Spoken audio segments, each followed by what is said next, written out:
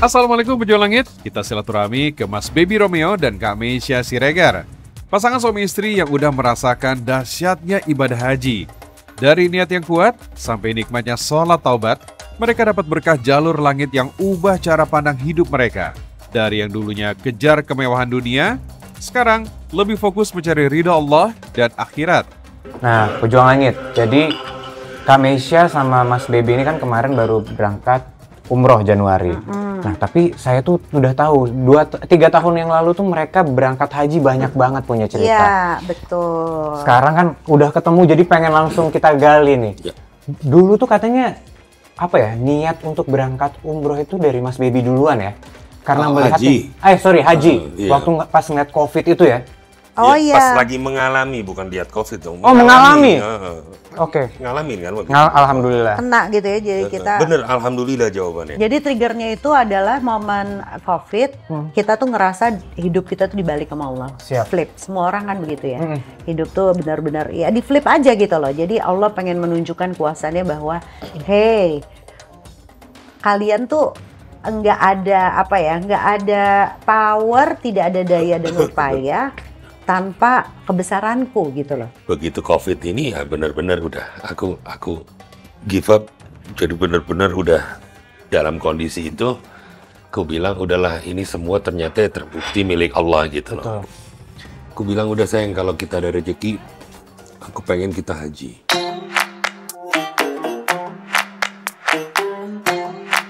Pejuang langit, masa Covid jadi pelajaran besar buat Mas Baby dan keluarga. Hidup ini seutuhnya milik Allah, dan hanya Allah yang pegang kendali. Kerjaan di dunia entertain, stop. Bisnis nggak jalan. Mereka hidup dari tabungan yang ada. Tapi justru di saat itu, hati Mas Baby makin dekat sama Allah. Ironisnya, di tengah kesulitan ekonomi, ibadah yang paling ia rindukan adalah ibadah yang butuh biaya, yaitu berhaji. Saat orang lain mikir cara cari uang, Mas Baby malah mikir cara mendekat ke rumah Allah. Ketika hati sudah tertambat ke langit, dunia jadi terasa ringan. Masya Allah. Aku mau utamain Allah dulu, sekarang nih giliran aku gitu. Oh itu merinding, Nov. Itu sampai kita nggak masuk di akal kita sebagai manusia ya. Itu sekontan itu, sekilat itu, secepat itu Allah jawab besok. Besoknya? Ternyata manajerku ini udah lama pitching, udah lama dealing, tahu-tahu udah deal. Jadi dia nggak mau bocorin ke kita sampai semuanya jelas. Besokannya kita, ya Allah. Begitu Baby ngucap itu, diijabahnya sampai sekilat itu. Tahu-tahu manajerku bilang telepon, Mbak, ada brand masuk Mbak untuk stripping dan di 5 platform. Dan itu Nov, nilainya plek sama dengan biaya furoda kita berdua. Dengerin ceritanya aja udah bikin merinding pejuang langit. Cuma berbekal niat yang tulus untuk berhaji, Allah langsung kirim jawaban secara kontan. Mas Baby pun semakin yakin kalau niat yang murni karena Allah SWT itu punya kekuatan yang maha dahsyat.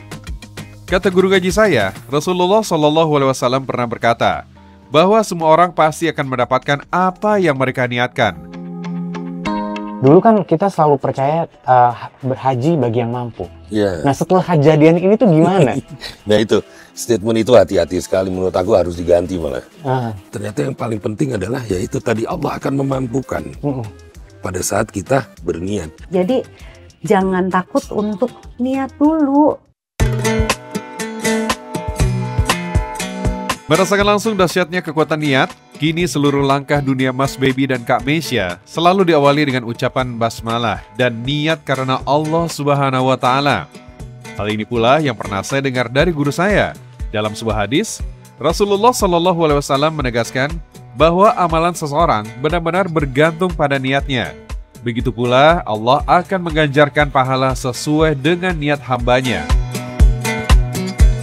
Ada nggak sih Mas Baby, Kak Meisya, kejadian-kejadian yang di luar nalar kita selama beribadah di sana? Kita lagi ngobrolin hotel, terus tiba-tiba, ini kenapa ya Baby kok tiba-tiba ambruk ke karpet depan. Terus aku kaget, aku lagi scrolling hotel Madinah. Pas aku lihat Udah tuh, baby udah ngorok 3 kali. Terus ininya kayak orang stroke gitu loh. Ininya tangannya tuh kaku, tangannya kaku. Oh, ya Jatuh Allah. terus matanya udah putih semua.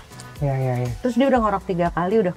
Tapi aku saat itu tuh panik, bingung, tapi kayak apa ya?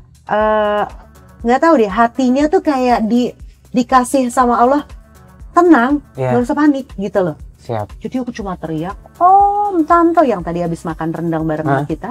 Kamarnya connecting sama kita, tapi terkunci, tapi kan kedengeran. Betul. Karena kita di sebelahan. Om Tante tolong.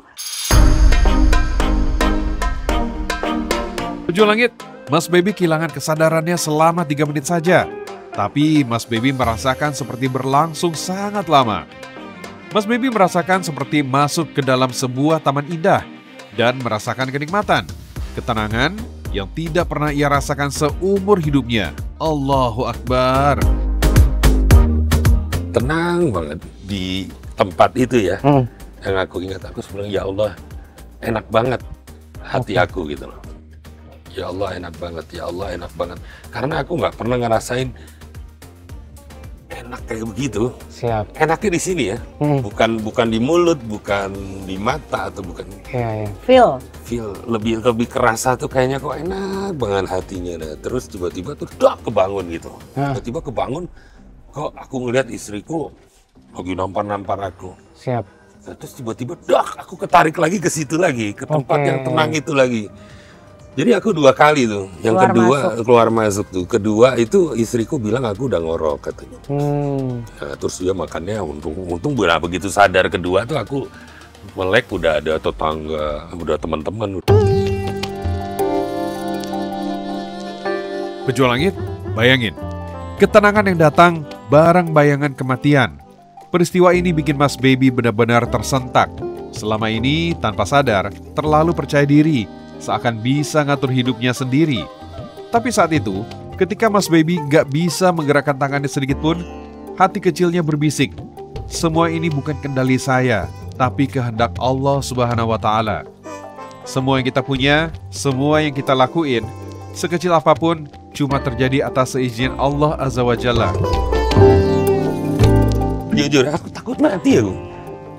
Ya semua orang takut mati. Tapi gue nih overdosis Ketakutannya berlebihan. Takutnya berlebihan. Di situ gue ngomong, ya Allah kalau emang ini waktu gue ambil, gitu. Tapi kalau bisa, gue haji dulu. Tujuh Langit, pengalaman spiritual ibadah haji telah mengubah kehidupan beragama pasangan ini. Mas Baby dan Kak Mesya kini selalu merutinkan sholat taubat dan semakin dekat dengan Allah dengan berbagai kegiatan amal soleh sebagai bentuk permohonan maaf seorang hamba kepada Sang Penciptanya. Masya Allah.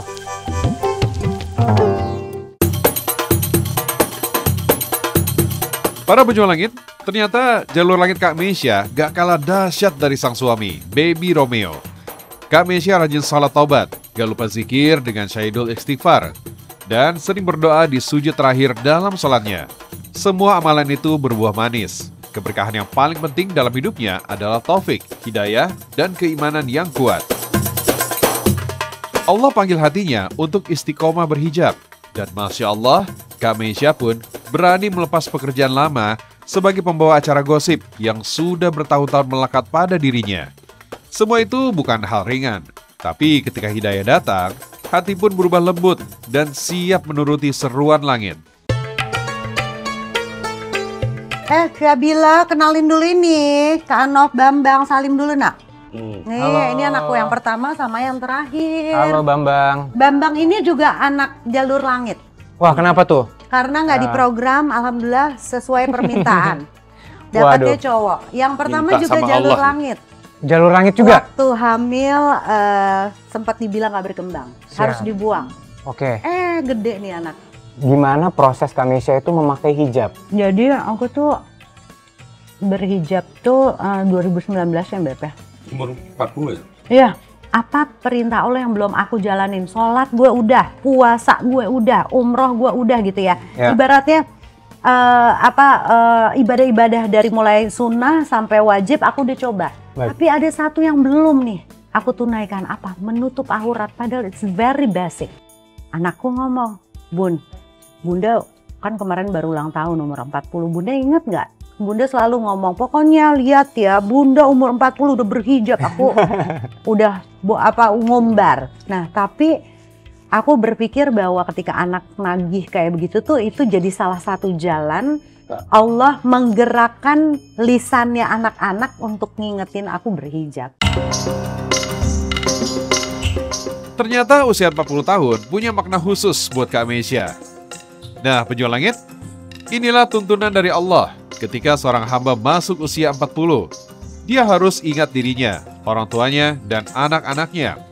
Kalau dibahasain ke dalam kehidupan sehari-hari, kita harus selalu ingat akan masa lalu, sadar dengan masa kini, dan siapkan bekal untuk masa depan.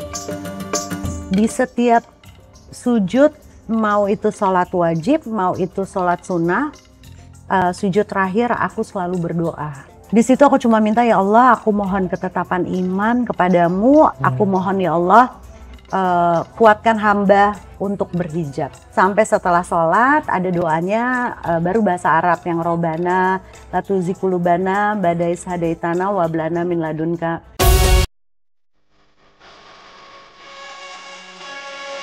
Penjual langit, saya teringat dengan pesan guru ngaji saya.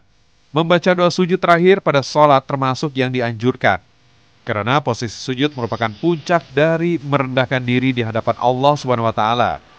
Dalam kondisi seperti itulah, doa mudah dikabulkan.